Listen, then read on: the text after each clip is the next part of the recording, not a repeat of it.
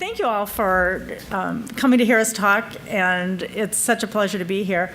I'm Mary Molinaro from the Digital Preservation Network, and I'm here with my colleagues, Deborah Hankin-Kurtz and Sybil Schaefer.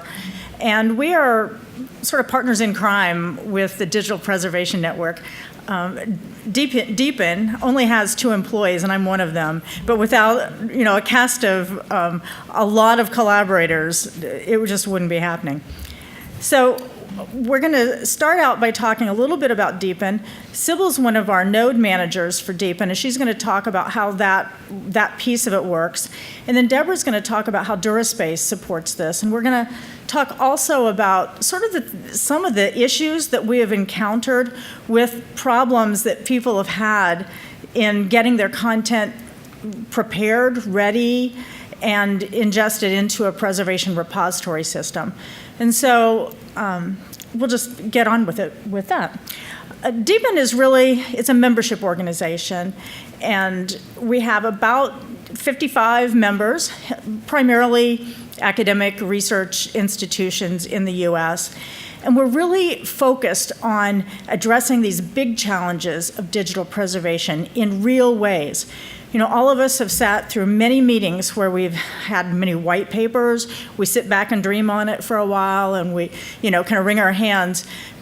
The whole community with Deepin is really action-oriented, and we want to really put some resources to solving some of these big issues that we've encountered. One of the first challenges, Deepin's been around about 4 years, is there was a meeting on a boat in Fort Lauderdale, Florida. That predated me, unfortunately. I didn't get to go to that meeting on this yacht down in Florida. But some thought leaders in academic research libraries and technologists and the director or the founder of C-SPAN, who, big cable news organization, they really started talking about how so much content that's coming out of research institutions and that's acquired by research institutions is at risk, and it's not being preserved in a real secure way. And so the first big challenge was really how to preserve this content for that next generation of scholars. So this means long-term preservation.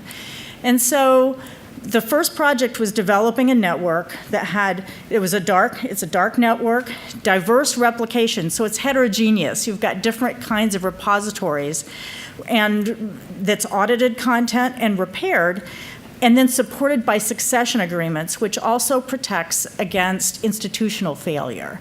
If an institution goes out of existence, that content's passed on. This has become sort of really crystal clear with our change in administration in the US, where access to a lot of data has been put at risk. And it's like really thinking about that institutional failure and the lack of will to preserve content. So that's one thing that we've been working on.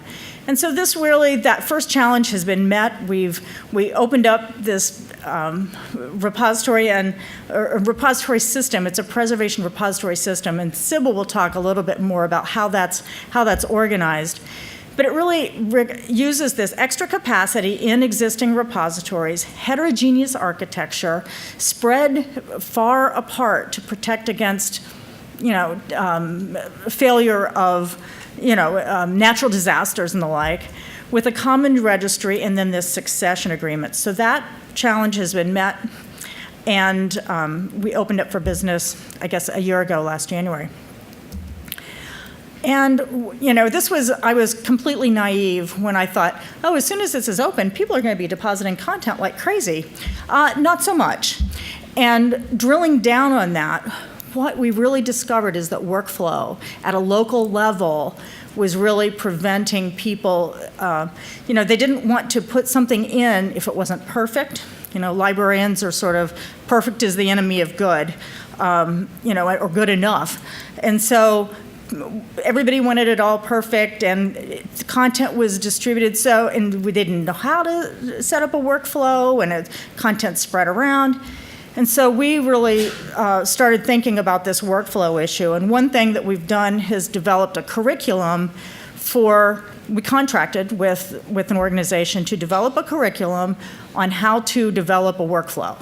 And so that's one big thing that we're rolling out, making it available, freely available to anybody that wants to use it, and people that are in training organizations can use that. So that's one of the kinds of projects that we're working on. And then preservation at scale. If, the system that we've designed is all well and good, for 10, 15, 20 terabytes. When you get 8 petabytes of content that you want to deposit, it's like, whoa, are you ready for that? No. So we're looking at a peer-to-peer model. This is in pilot now, how to partner up with legal agreements, institutions that have extra capacity, and to preserve, do this kind of distributed preservation in a peer-to-peer arrangement. So we're examining that. Also, larger scale data packaging. Initially, there was a 250 gig limit on the bags. We use Bagot. And for a lot of AV objects, that was just simply not tenable.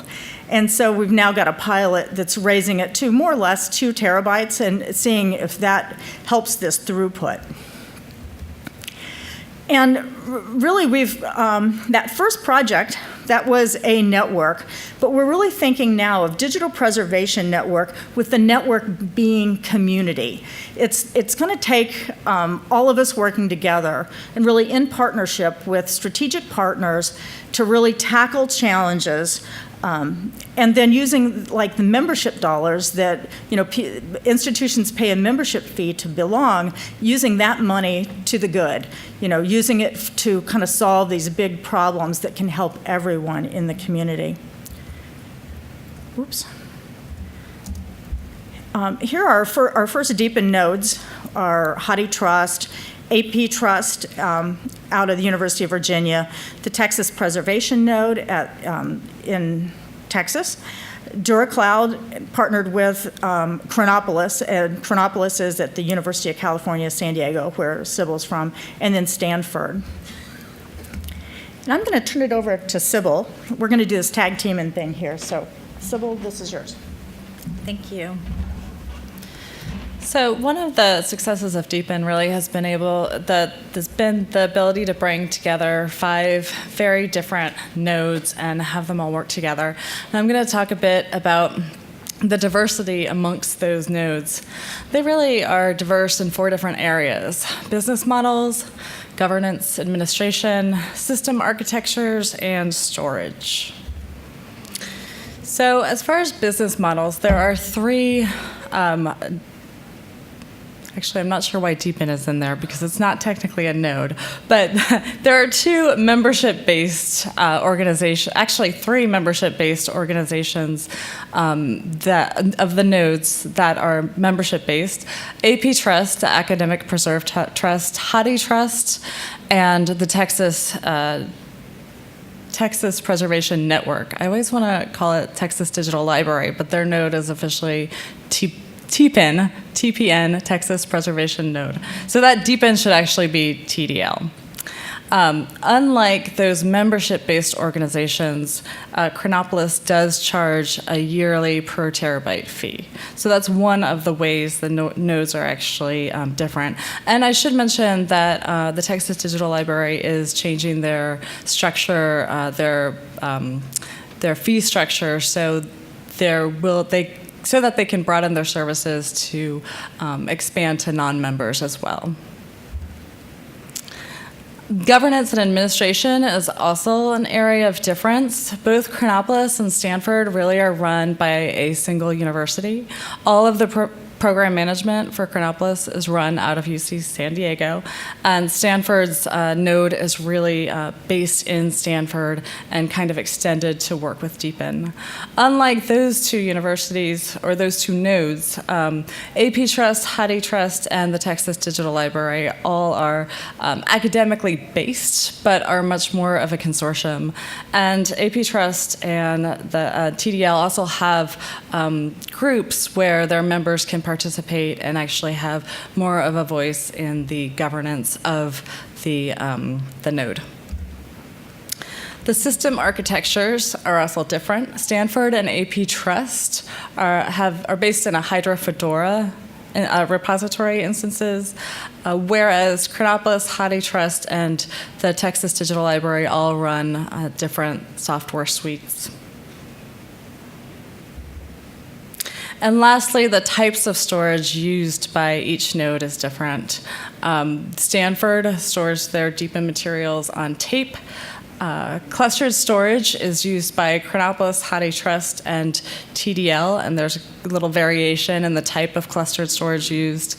And AP Trust uses Amazon for their storage. So right now, there are 3 ingest points for deepened materials into the deepened network. That's the Texas Digital Library, Chronopolis, and AP Trust. AP Trust members use the AP Trust interface to send materials to deepen, and both Chronopolis and the Texas Digital Library have partnered with DuraSpace and the DuraCloud interface to ingest their materials into deepen. This is a diagram of how that ingest works. So essentially, there's a DuraCloud sync tool that moves the data from the local content store up into the cloud, where the user is then working with the DuraCloud user interface. In that area, you can kind of manipulate the data a bit, and then when you're ready to send it to deepen, you take a snapshot of it, and that moves it into an area where it's no longer manipulable. And it also sends it to what we call the bridge. The bridge is actually physical storage, so it's moving it down from Amazon. It's physical storage located at either UCSD or in Texas. This particular diagram says the UCSD deepen node, but that could also stand for the Texas digital node. So once it gets to the bridge, it notifies the UCSD or Texas instances that there's data there, and then it moves it into the official preservation storage area. From there, it goes out to 2 other deepen nodes, whether that be HathiTrust, Stanford, AP Trust, et cetera. So that's just an example of how the data kind of moves through the DuraCloud and or TDL and Chronopolis nodes, which are actually the 2 more popular nodes right now. Okay.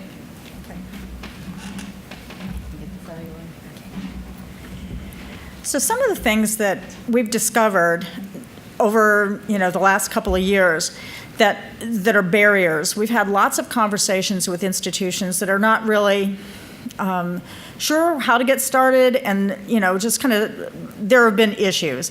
And in this room, we're not suggesting really that you don't know what these issues are, but this is something that we have found useful when we talk to people thinking through these things. We thought perhaps it would be helpful for you to just force to go through them so these are the kinds of things that you might be talking to folks in your institutions or in your collaborations in your local instances. One of the big things is a lack of organization. Projects, at least in the States, have been funded by various kinds of places, and so it resides in different buckets, and these buckets of content are often stored in different places on campus. So this lack of organization and no inventory control are 2 big things. Often the content is managed by different sets of people, varying interests, and there isn't this workflow. So that workflow and different kinds of control seems to be a barrier for people taking action and actually getting content in. When people think about standards and having a certified repository, a lot of times if you look at the standards documents, it can be really overwhelming, particularly if you're in a smaller institution and you don't have the kind of staff that some larger institutions do. That can be another, just a barrier that makes it so inertia happens there. And then no unified software solution at the local level. So those are some barriers that we have identified as we've worked with members over the last couple of years.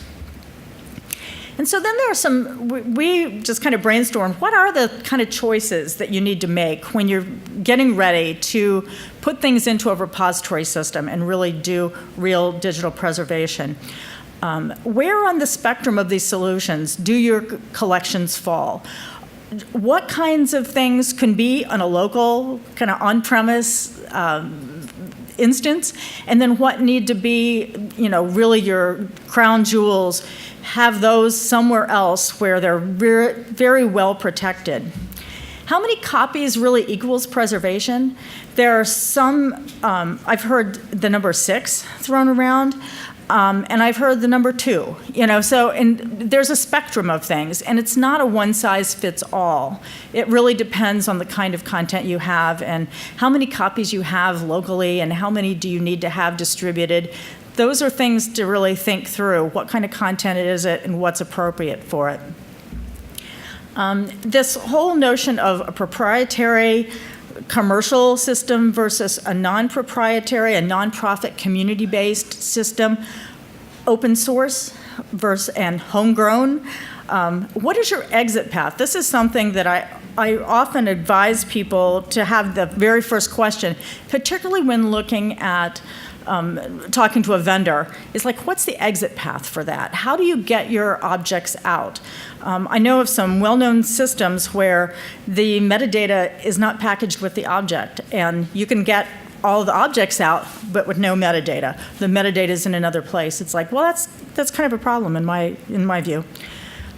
Cloud versus locally managed versus collaborative arrangement, or a combination of those kinds of things for storage.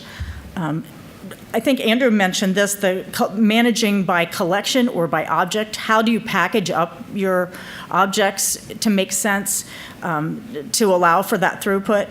And then is it really important to participate in determining solutions in concert with community, or do you want to just kind of go it on your own? So those are things to think about and choices that you can make. So I'm going to turn it over to Deborah. So we posed some questions, and now we have some answers, I hope. We work together, collaborating to offer different levels of services. First, there are hosted services for organizations who can't or don't wish to run preservation services for themselves. We often partner in regional activities such as the Texas Digital Library to provide preservation services for organizations that are close together and may be organized under, in this case, state, by the state legislature. They also are able to realize efficiencies and leverage common experience to provide services for their members. Next, we partner with nationally, working with the Digital Preservation Network to offer long-term solutions for preservation for member organizations. Finally, we kind of take it back full circle and are able to use hosted services, are beginning to work and partner with Science to look for ways to provide hosted services for preservation in Europe. So a little word about the hosted services. For a couple $1,000s, an organization can begin to preserve their content. These hosted services are divided up into a couple of tiers, and these are our standard services. You get 2 copies. Mary talked about how many copies equals preservation. 2 copies will offer some preservation. You get a copy in S3 for a little bit more effort and investment. You can get automated synchronization of content, choice of secondary cloud storage providers, and automatic file recovery between copies. We also have enterprise services, and the distinction between those is media services, so you can provide preservation for multimedia and also have a viewer so that you can view the materials online.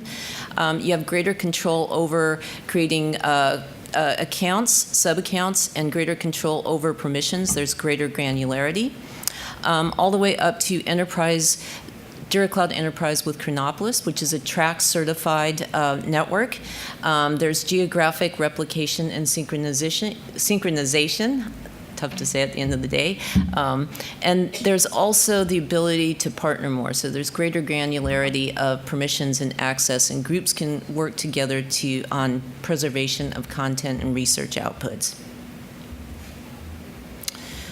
As Mary and Sybil mentioned, DuraCloud is also the front end to 2 of the deepen nodes. So we work with Chronopolis to provide the front end to the DuraCloud Vault node in deepen, and we also work with the Texas Digital Library to provide the interface for their node. And I think this is important because it facilitates the workflow for organizations who start out with a hosted service. If they choose to move into to preserve more copies in darker archives, they already are familiar with the interface. Okay. So last fall at the Digital Library Federation Forum, a group of us met, those of us involved in the preservation space. There are only 3 of us up here, but we realize there are other organizations. Some of them are nonprofits like Meta Archive and LOX. Some are for-profit organizations such as Preservica. We're open to working with all of them. We favor open. We are looking for solutions that are easy to use, that are affordable, and that preserve and favor diversity in collections and in back-end in system design. At the Digital Library Federation, we agreed on a code of ethics and basically agreed to work together, to collaborate, to hold each other accountable, to provide a diversity of solutions, and to save each other's collections if one of us goes out of business. We also agreed to a core set of values, and to use these set of values to drive our work, our collective work, and also to help onboard professionals who are new to preservation. Okay. All right. So, there was a larger group of signatories, including, I think, Tom and Bess Sadler, who is now not at Stanford. We also had signatories from AP Trust and Meta Archive and some other organizations. It was kind of a broad list. The 3 of us have agreed to work more closely together, to collaborate, and to help spread the message about the different types of preservation, but not just to talk, to also listen. So we're looking for opportunities in the future to speak, hopefully at other open repositories meetings, at Digital Library Forum, CNI, and other conferences. That's it. Thank you. Take musical chairs. We have time for questions. Does anybody have questions for one of our trio?